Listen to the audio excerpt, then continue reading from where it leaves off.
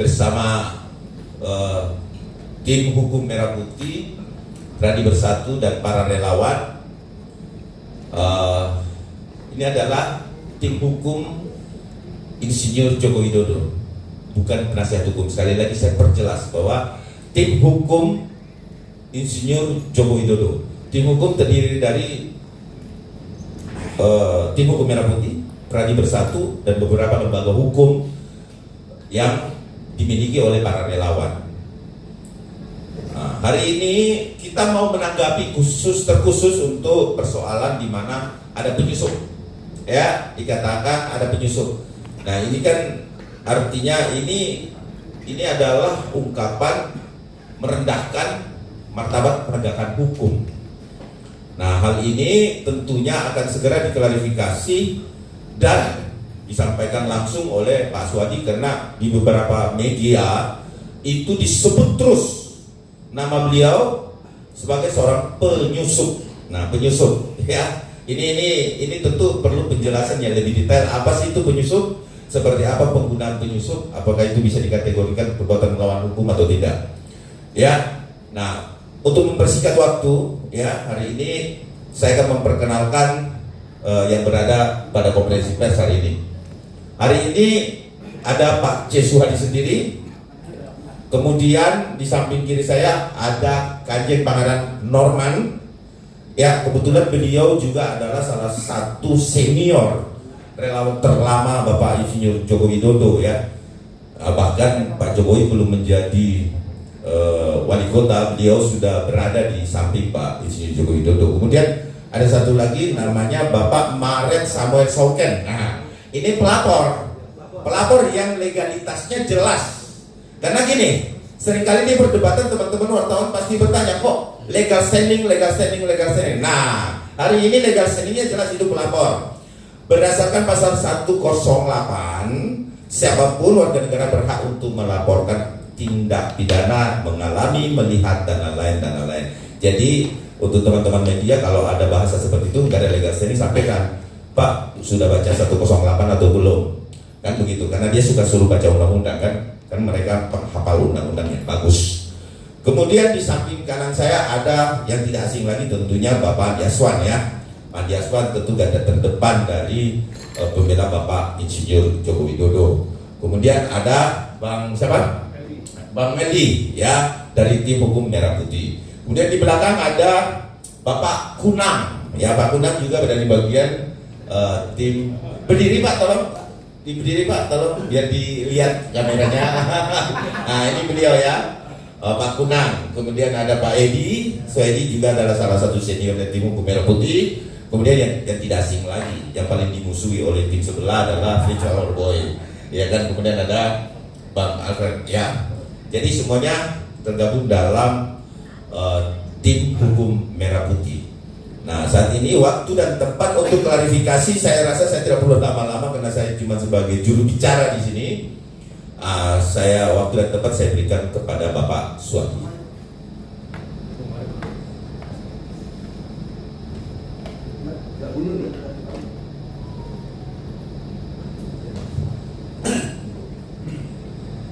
Terima kasih. Assalamualaikum warahmatullahi wabarakatuh.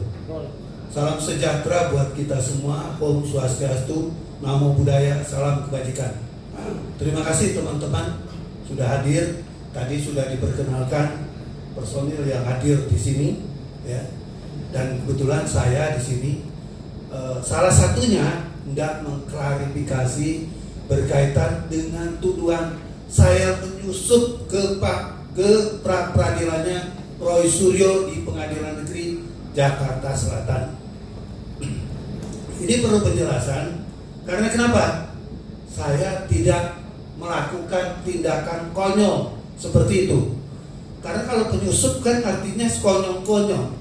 Saya masuk tanpa izin, ya. Jadi mungkin saya buka dulu.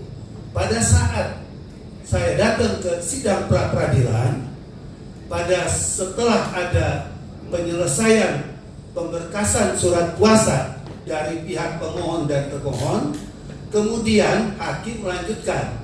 Bagaimana? Langsung saya interupsi kami interupsi, bukan langsung nyelonong ke ruang sidang. Interupsi waktu itu yang mulia hakim ya itu menanyakan ada apa. Kami bagian dari turut termohon, sehingga atas usul itu, atas pembicaraan itu kami dipersilakan untuk maju ke depan. Kami maju ke depan, kami jelaskan bahwa kami adalah juga pihak dalam pra-peradilan ini karena nama Pak Maret Weekend itu masuk dalam pra-peradilan sebagai turut termohon. Jadi jangan salah, ada dasarnya. Dasarnya itu tadi, ya. Ada penyebutan Maret Weekend, ya, dari JPKP sebagai pelapor itu diturutkan atau diikutkan dalam pra-peradilan. Jadi sekali lagi ada dasar hukumnya, ya. Kemudian begitu kami di depan, kami dipertanyakan sama yang mulia. Saya jelaskan, ini ada penyebutan turut termohon. Yang mulia pun bingung lihat ini, kok ada turut termohon. Sedangkan perkara yang diajukan ini adalah perkara pra-peradilan.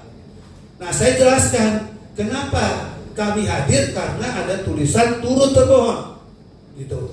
Terus juga saya jelaskan, yang mulia bukan hanya menyebutkan kata-kata turut termohon, ya, tapi juga turut termohon dikatakan melakukan perbuatan melawan hukum. Itu tertulis di halaman 10. Yang mulia juga pada waktu itu agak sedikit gelagapan melihat ada rentetan peristiwa yang tidak lazim. Karena memang di dalam hukum acara pidana berkaitan dengan prapit, ya. Karena kita tahu prapit itu, apalagi yang kita jelaskan dalam perkara Roy Suryo itu ada 3 hal. 1, berkaitan dengan penangkapan, berkaitan dengan penggeledahan, berkaitan dengan penahanan. Itu yang diajukan pra-peradilan. Nah, kalau itu yang dilakukan, ya, dan dianggap tidak sesuai dengan ketentuan hukum, harusnya pra-peradilan itu tidak mengkait-kaitkan para pelapor. Nah, yang salah siapa di dalam persoalan ini? Bukan kami, tapi yang membuat pra-peradilan ini. Karena konsepnya itu sangat tidak jelas, ya. Sekali lagi saya katakan, itu di halaman 10 jelas-jelas para termohon, para turut termohon itu dinyatakan sebagai perbuatan melawan hukum karena telah melaporkan pasal 160 KUHP yang lama. Gitu. Nah, kalau dikatakan sebagai perbuatan melawan hukum, kan kita melihat bahwa di dalam pra-peradilan itu adalah adopsi dari hukum acara perdata. Jadi ini juga perlu diketahui, ya, mengadopsi dari hukum acara perdata. Karena kenapa? Di dalam pra-peradilan sama dengan juga yang di gugatan-gugatan biasa. Ada petitum, ada posita, dan ada petitum. Nah, di dalam positanya dikatakan pelapor ini melakukan perbuatan melawan hukum. Jelas kita nggak bisa terima dong. Makanya kita datang. Ya, itu salah satu alasan. Terus yang kedua juga, kami juga heran kenapa di dalam gugatan pra-peradilan presiden diikutkan sebagai termohon. Padahal kita tahu presiden ini adalah kepala negara. Presiden itu bukan penyidik, juga bukan penuntut umum. Kalau dilihat dari skema pra-peradilan yang diajukan, ini menurut saya fatal. Karena kenapa?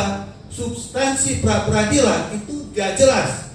Substansi pra-peradilan itu telah mencampuri urusan-urusan kenegaraan, bukan kepada mekanisme penyidikan benar dan salahnya.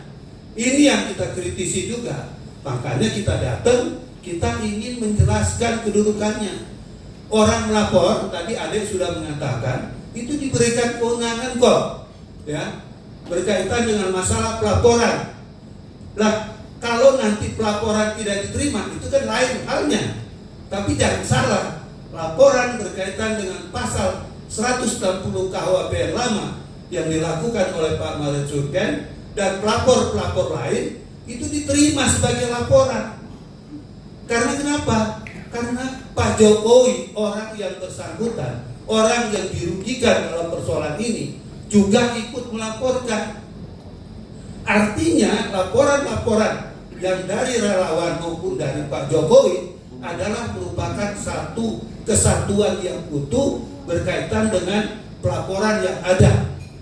Nah, kalau kita melihat pelapor-pelapor ini kan gak ada hubungannya juga dengan penangkapan, dengan penggeledahan, dengan penahanan, ya. Tapi kenapa kita dikait-kaitkan dalam persoalan ini, ya? Itu yang kita kritisi. Karena menurut hukum harusnya perkara yang seperti ini tidak layak mendapatkan perhatian dari pengadilan.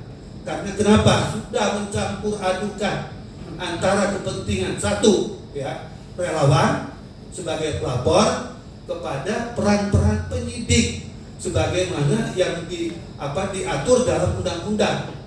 Ya, kan harusnya kalau memang mau memprapitkan atau memperkarakan penyidik, memperadilan penyidik, cukup penyidik kan dalam hal ini, tidak perlu melibatkan dan melebar kepada hal-hal yang tidak substantif. Ya, jadi itu yang perlu kita jelaskan di dalam persoalan ini. Tidak ada penyusupan. Saya masuk diterima ya sebagai pihak, walaupun kemudian hakim meminta atau yang mulia meminta supaya saya tidak bagian dari pra-peradilan karena pra-peradilan itu hanya dikhususkan kepada penyidik. Cuma saya jelaskan kenapa nama-nama ini disebut dalam pra-peradilan. Ini yang kita sesalkan, ya. Barangkali itu dulu, nanti kita berkembang, ya. Makasih. Ya, terima kasih Pak Suwadi. Jadi itu tadi klarifikasi singkat ya. Nanti kita akan berbicara lebih luas lagi seperti apa lamanya satu. Walaupun kami bukan yang berhak untuk menilai suatu prapit, itu adalah hakim. Namun boleh kami berpendapat karena semua pendapat bisa diambil dalam masyarakat, utamanya kita yang sebagai penegak hukum ya. Nah, untuk itu saya minta Bang Andi untuk mengomentari kemarin karena saya berdua di salah satu stasiun TV ya. Waktu dan tempat kami persilakan.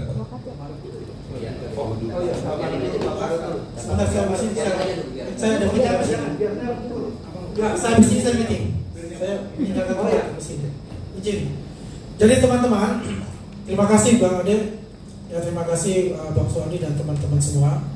Ya, saya menggambarkan bahwasannya kemarin saya hadir dalam persidangan di sana, Dr. Tifa, dan juga saya lihat Saudara Mas Suryo juga hadir di sana berikut juga dengan timnya dari penasihat hukum.